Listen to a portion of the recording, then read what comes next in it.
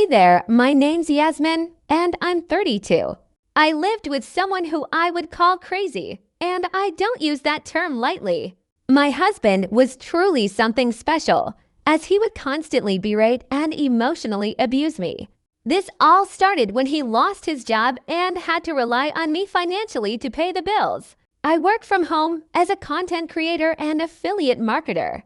In this day and age, such jobs sell, and unfortunately, my husband was still of the firm belief that what I did for work was not considered work. He held these beliefs while maintaining the very accoladed and envied position of CEO for a firm. Unfortunately, he was let go due to a very disheartening situation that led the company to completely go down and crash into flames. Ever since then, I've been holding down the fort and providing for my man. It was during this time that he saw just how much money I was making, even as an up-and-coming affiliate marketer and content creator. The amount of money I received was a lot. I would be making upwards of $15,000 per month. But Oliver didn't pay much mind to this when he was at his job because he thought that I wasn't making money at all. In his eyes, I was just his silly little housewife. Every time he would ask me for something, I could tell that his manhood was bruised, which I sympathized with for some time, as no one should be made to feel helpless and completely dependent on someone else. However, his bitterness was growing, and it became a complete turnoff not too long after he started his antics, being rude and disrespectful to me. What would make matters worse is that his mother, Beatrice, who he loved most in the world, had no idea he had been sacked. She was still under the impression that he was providing most of the household income, but that couldn't be further from the truth. She too, like him, was under the impression that what I did for work didn't constitute real work, and so this was a lovely facade that Oliver tried to keep up. When I first sympathized with my husband's feelings of dejection and melancholy, I agreed to play along with the idea that he was still working hard and that I was still relying on him. But recently, I've been battling with the thoughts of just blurting out the truth because I genuinely don't appreciate the way he's been treating me as of late. Yasmin, just to let you know, Mom will be here in a couple of hours, so you need to prepare something for her. I think it would be better if you'd prepare it for her since I'm working. I have several deadlines I need to meet, and all you're doing is playing video games all day. Begrudgingly, he went to the kitchen and prepared a meal for his mother, and by the time he was done, she arrived. "Oh, my lovely baby boy, how are you?" "Oh, just wonderful, Mom. Had a long day at work today and now I'm exhausted, but never too tired to see you." "And Yasmin, where is she?" "Oh, she's just in the study, taking up a lot of space as usual for her work projects." They cackled like two villains, but little did they know I was already on my way to the front door when I heard the doorbell and I heard everything that they were saying. Nonetheless, I held my tongue and strolled in, acting as if I didn't just hear their hurtful commentary. "Beatrice, you look lovely as usual." "Yasmin, you look fat." "Are you getting fatter?" "Are you pregnant?" "No, Beatrice, I'm not pregnant."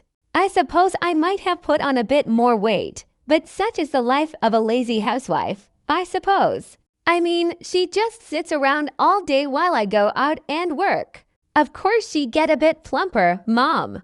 I shot him a death glare, and while Beatrice was laughing at the joke, he gave me a sheepish look as if to say, "Please take one for the team." We proceeded to make our way to the dining table where the food had been set, but to my surprise, everything looked awful.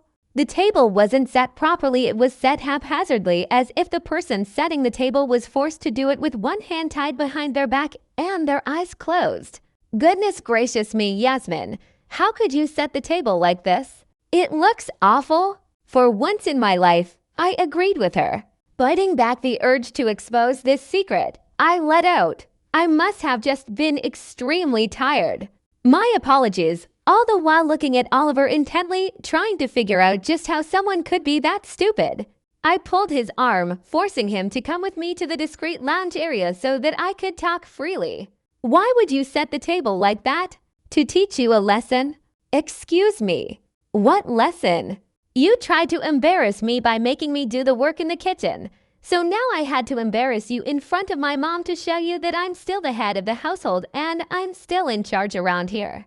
Just because you're the one who's making the money, it doesn't mean that you get to disrespect and demean me in this way.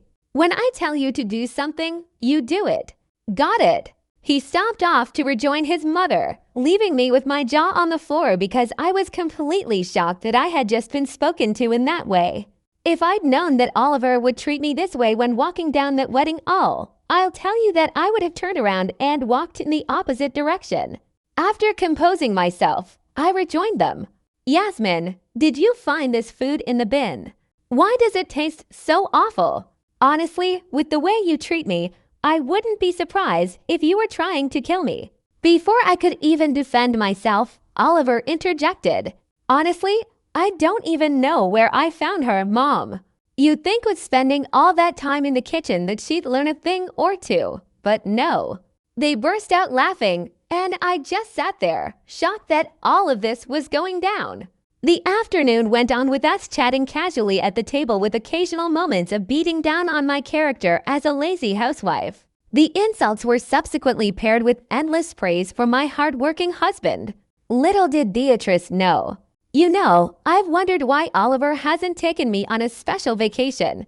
With all that money you're making, you should take me somewhere, and it has to be somewhere lavish, like the Four Seasons. Feeling a little bit peeved and petty from everything that was going on between Oliver and me, I decided to chime in. Oh, how about a vacation to Dubai? It's not like we can't afford a night at the Burj Khalifa. Oliver shot me a look of hatred, and I shot one right back. But what happened next was the beginning of a very messy series of events. Oh, darling, this is a trip for working individuals. Poor thing, she probably won't understand. How do I put it in layman's terms? You won't be coming with us because, well, every day is like a vacation to you, right? It simply wouldn't be fair. Yes, Yasmin, it wouldn't make sense for the lazy housewife to go. They started cackling their evil and maniacal laughs once more, and at that point, I snapped. I stood up, hit my hands on the table to demand attention, and said, actually, I do deserve to go on this vacation because I've been the one working tirelessly day in and day out just to provide for your selfish and inconsiderate son. Beatrice looked confused, and Oliver began to seethe. I don't care that you'll be mad at me. I have to speak my truth. Beatrice, your precious little boy, who you think is rich, has been laid off from work months ago. I've had to be working constantly just to provide. This table set that you're eating off of, I bought that with my money. The nasty food that was made, all from groceries that I bought with my money. And even the food itself was prepared by Oliver. He's the one who's been doing the cooking and cleaning. He barely does that either. It seems to me that he's the lazy housewife and not me. The house was completely silent. Then, after moments of deafening silence, something strange happened. Beatrice began to laugh. Oh my goodness, Oliver, you didn't tell me that your wife was a comedian. Oh, yes, mother. She was just joking. You know she's into things like dark humor and whatnot. You could have a career in stand-up, sweetie. That was absolute gold. I was stunned. I had nothing to say. Despite blurting out the truth, Beatrice was just too oblivious and so madly in love with her son that she simply couldn't believe what I said. To try and prove my point, I pulled up an article on the events of my husband getting laid off, but Beatrice didn't find this funny at all. Now, Yasmin, I'm no stick in the mud. I know how to get lit. As the kids of today say, I can laugh at a couple of dark jokes, but this is too far. How could you go as far as to make a whole fake website slandering my poor baby's name? That woman was too far gone. There was no way that I'd be able to convince her that her son was indeed unemployed and was relying on me for income. I tried explaining further, but she was visibly annoyed at this point. Enough. I won't listen to this any longer. You've taken things too far now. How can you slander your husband's good name and make it seem like he isn't taking care of his home?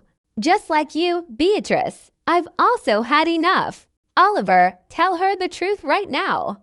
We both waited with bated breath for Oliver's answer. He finally said, I'm so disappointed in you, Yasmin. How could you take that joke this far? I was completely floored. I had nothing left for these idiots who were standing in my home. I simply couldn't speak. I was so shocked. In my state of complete disbelief, Beatrice began to yell and throw all sorts of insults in my direction, saying that I'm an awful housewife for making up a fake website that detailed my husband being let go.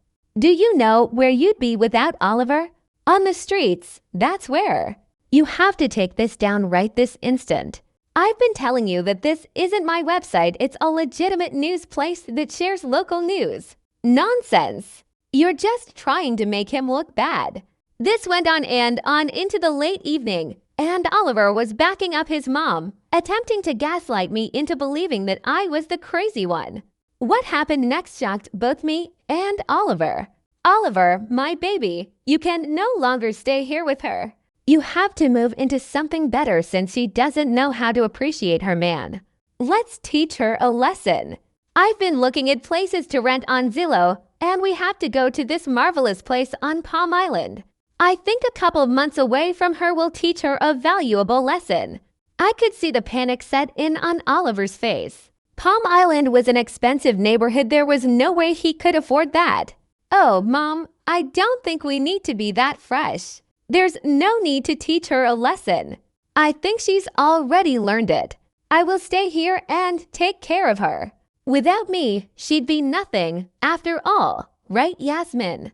I could see that he was looking for me to confirm his false narrative. He wanted me to play along, receive a final earful from his mother, and have our lives proceed as usual with Beatrice under the impression that I do nothing while he brings in the big bucks. But I wasn't going to have that. Not this time. Oliver, I don't think I've learned my lesson. I'm ungrateful and I need to be put in my place, right? Fine, no problem. You and your mom can rent a place on Palm Island and I'll be here wallowing. The cheek. You'll be sorry, Yasmin. Just wait. You won't enjoy the lovely house with us. You'll be stuck here thinking about what you've done. All of the blood from Oliver's face drained. He looked like he'd seen a ghost. But I know the real reason why he looked like that. He was doing mental gymnastics trying to calculate how much he had left in his savings. I laughed internally, just waiting to see how this would all go down. Beatrice made it a show to call Harold, who was a famous landlord that she knew, requesting if he could especially allow her and her son to move into one of the listings she saw. She put the phone on loudspeaker so that she could flaunt and gloat. Hello, darling. Remember that house I saw on Zillow? Is it possible if you could bring over the paperwork as I would like to move in? Wow, that quick. We talked about this just days ago. That property is quite an expensive doll. Are you sure? I'll be moving in with my son. He's loaded. He's gonna take care of everything, won't you, sweetie? Oliver sent over a curt and shy nod. Well, that won't be a problem then. Just send over the necessary documents and we'll begin the move-in process ASAP. After cutting the call, Beatrice insisted that Oliver should stay another night in this wretched and ungrateful household.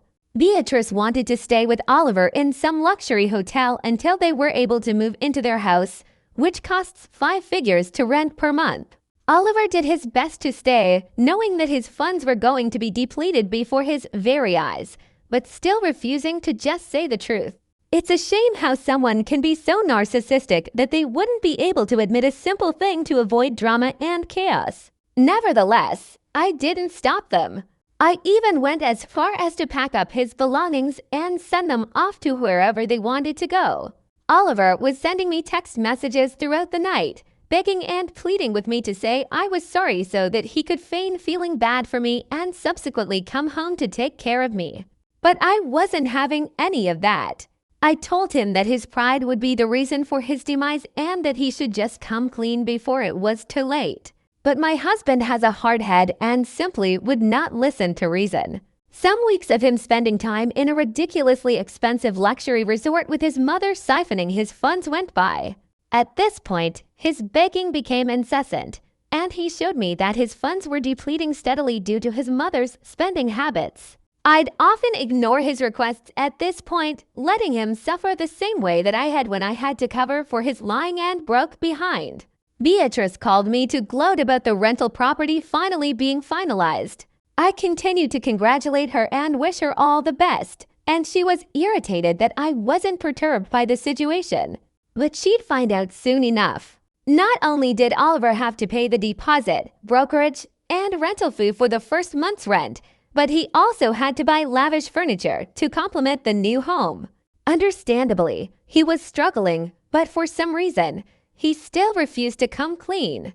In another attempt to try and make me feel bad, Beatrice invited me over to the luxurious house to see just exactly what I was missing.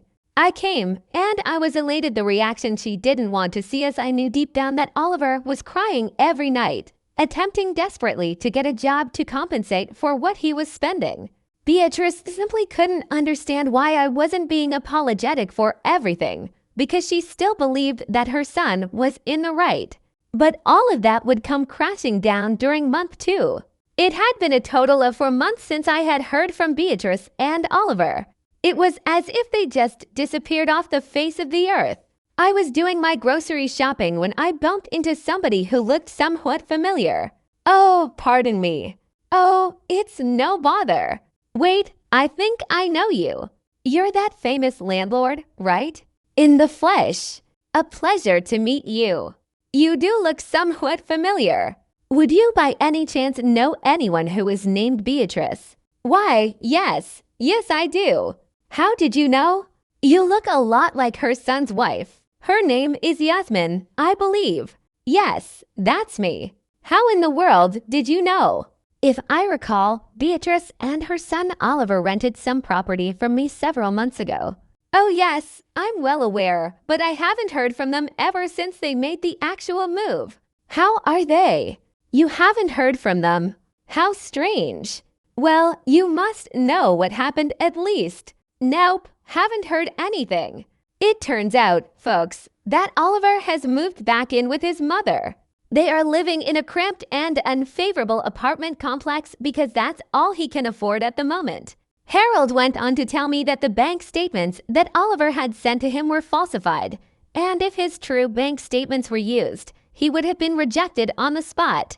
Harold told me everything. He told me how Oliver had duped both him and Beatrice, and how they were so shocked when they found out the truth. Rightfully, his mother berated him. She was so loud and destructive that neighbors were making complaints, and Harold couldn't have their bad reputation tainting the elegance of that neighborhood. When it came time for the second month's rent to be paid, I noticed that Oliver was being very nice to me before telling me that he'd be late on the payment. This shocked me because Beatrice made it seem like he was loaded, and so paying rent of $35,000 per month wouldn't be an issue. But we were all hoodwinked. The funny thing in all this, I knew the entire time. You knew. Why didn't you try and stop him? I did. God knows I did. But he was too stubborn to admit that he didn't have any money. Men and their pride. Well, he has now met his demise. After being found out, it wasn't a good look. His mother tore up the whole house in distress, so he was unable to return any of the furniture he bought. He had to resell it at a significantly cheaper price, which was a big loss to him. Because his mother attempted to ruin the house, I had to keep his deposit. And on top of that, since he falsified his bank statements, he was arrested. I gasped, completely shocked to be hearing all of this for the first time. Yep, it was truly a series of unfortunate events that led to this crazy situation. Beatrice pleaded that I drop the charges, but the damages had already been done. Your husband spent 2 months in jail waiting to post bail. His mother had sold her house to pay his bail, and with the remaining amount of money that they could scrounge up, they opted to live together in some dingy apartment complex on the other side of town. Do you mean to tell me that you haven't heard from any of them? Nope, not one squeak. I'm guessing they're all just extremely embarrassed about the situation. But honestly, good riddance. They made my life a living hell. Please, could you tell me where they're staying so that I can pay a visit sometime and deliver some divorce papers? Harold jotted down the address of where they were staying, and we set our deals. I left the grocery store making a new friend and apparently gaining two enemies.